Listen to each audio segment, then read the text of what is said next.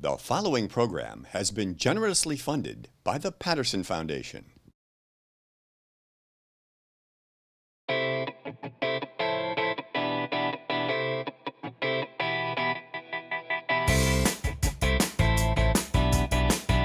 This book is cool.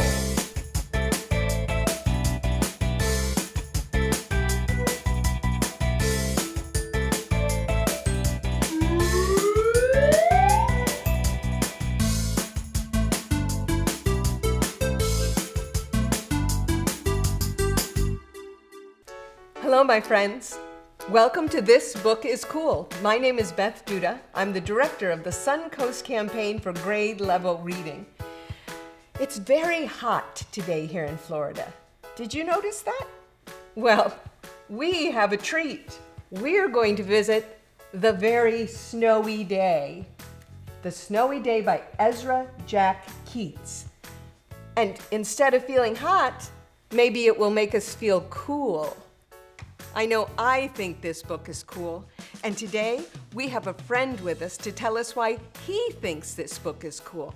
We have with us Professor Marshall Jones. Hi, Marshall. Hi, Beth. How are you? I am very well. Thank you for being here. Thank you for having me. So can you tell us one of the things you think is very cool about this book? Well, first of all, it was written in 1963, was the year I was born. So that makes it really cool. Secondly, I think the character of Peter was astounding. His curiosity, his love for exploring new things and new ideas was absolutely charming. I felt like a kid reading that book, and I'm 55 years old.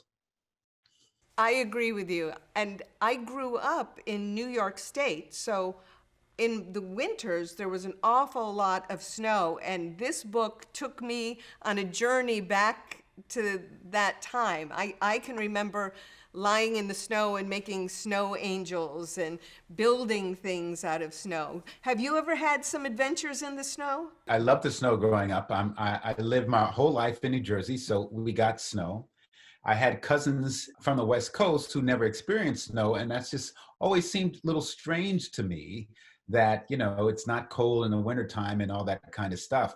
But yes, making snow angels is great. Snowball fights are great. And what's really amazing is if you watch football games, you see grown men, 25, 30 years old, and if they're playing in the snow and they score a touchdown, what do? They go make the snow angels on the field. So that's a great moment.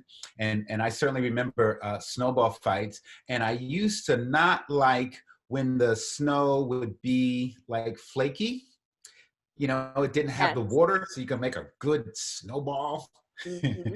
But when the watery snow came and you make those good snowballs, that was great.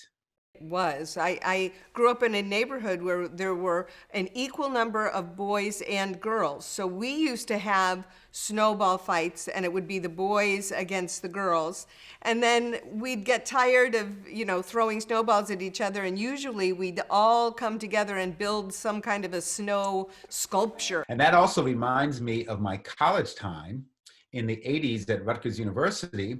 Whenever it would snow, the whole campus would become a playground. So you've got 20-year-old kids just returning to their childhood. And the great thing about this book is he captures that essence from a child's point of view. He does, and it's a wonderful book to read with your parents or read with your siblings, because it can transport all of us to that place of childhood and innocence where snow isn't a bother, it's a magical experience. And I think we could all use a little of that in our lives. Absolutely. And we can't forget the snow day. So, the people in the South and the West Coast wouldn't experience snow days, but for us in the North, we would get out of school. And that was always the most exciting thing, to actually not have school so you can go out and play after you finish shoveling the snow. Yes, shoveling the sidewalk was always one of the tasks that I had to do before I could have any fun. Well, I appreciate you being with us today. I appreciate you sharing your thoughts about the snow day, and I'm admiring the beautiful painting that you have in your office. That's lovely. Yes, this painting was actually done for me and my wife purposely by a woman named Mamie Hansberry. And she is the older sister of Lorraine Hansberry, who wrote the groundbreaking play, A Raisin in the Sun. So I have that in my office to inspire me, because she was definitely an inspiration to me when I got a chance to work with her. Well, not only is it a beautiful painting, it has great meaning for you. So I celebrate that you shared it with us today. Thank you, Beth, and good luck to all of the youngsters out there that are going to read this wonderful book that was really ahead of its time. And you might ask Mommy and Daddy why he selected the character that he did of Peter in 1963, and the world was at a very different place at that time. So, Marshall, I too enjoyed this book very much. What was your favorite part? Wow, there are a lot of parts of the book that I really, really liked. But I would say that as a 50-something-year-old man looking back on my childhood, the most significant moment was when Peter took 3 snowballs and he put in his pocket for the next day. and seeing that from the point of view of a child, it makes all the sense in the world. I love these snowballs and I want to keep it and I'll have it.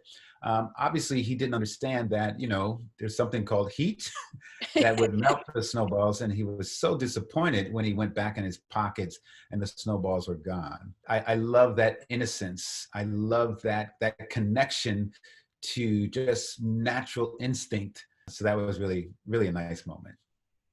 Very good. Thank you for sharing with us. We'll see you soon, I hope. Okay. Goodbye, Bye. Beth.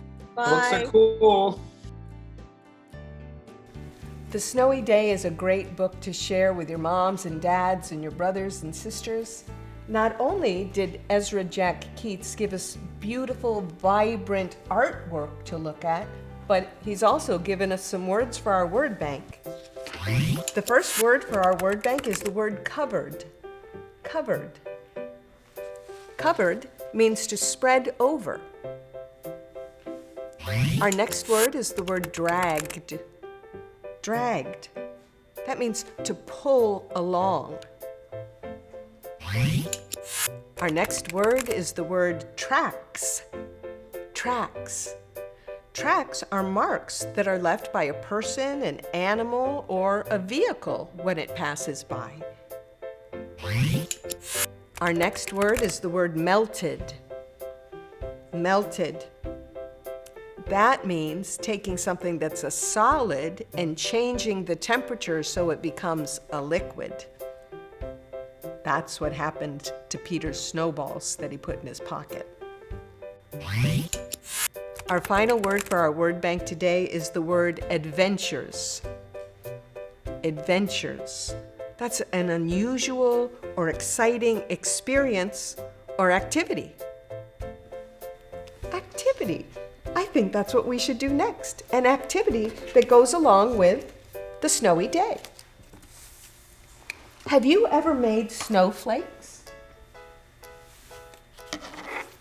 I've heard that no 2 snowflakes are the same. Now, here's an example of a snowflake that we cut out of white paper. And look, here's another snowflake. See how different they are? Do you know how to make a snowflake out of paper? Well, the first thing you can do is fold a piece of paper and then fold it again and fold it again. And then you take your scissors, make sure mom and dad know that you have scissors, and you can cut different shapes into the paper. And we're going to see what happens after I've done that. We'll see what it looks like when I unfold it.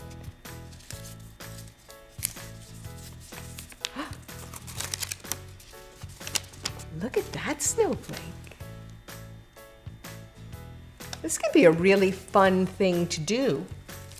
And then after you've made your snowflakes, you could put them in a window or even glue them to a different color piece of paper to have a beautiful piece of art. If you make a snowflake, we'd love for you to take a picture of it and send it to us. You can send it to connect@grade-level-reading-suncoast.net.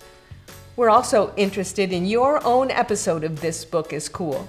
Pick out a book and select 3 or 4 things that you really like about that book. Pick out some words for our word bank and an activity that goes along with the book. You can send your episode to connect@grade-level-reading-suncoast.net. I've enjoyed reading The Snowy Day, and I've enjoyed making snowflakes today, and I don't feel as hot as I did at the beginning of the episode. I hope you'll take some time to explore this book and other books too. Remember, reading is the key to succeeding. Bye-bye for now.